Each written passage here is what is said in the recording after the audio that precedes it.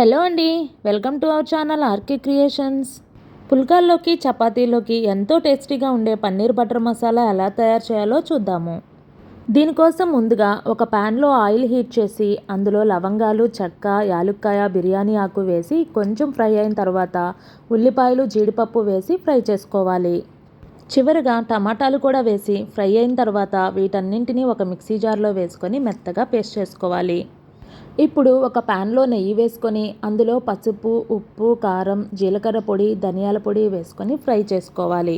ఆ తరువాత మనం తయారు చేసుకున్న టమాటా, జీడిపప్పు పేస్ట్ వేసుకొని బాగా కలుపుకోవాలి.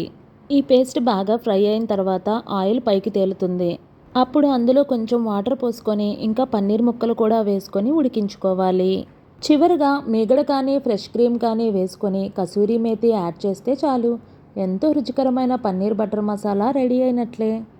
ఇలాంటి మరిన్ని రుచికరమైన వంటల కోసం మా ఛానల్ని లైక్ చేయండి, కామెంట్ చేయండి, సబ్స్క్రైబ్ చేసుకోండి.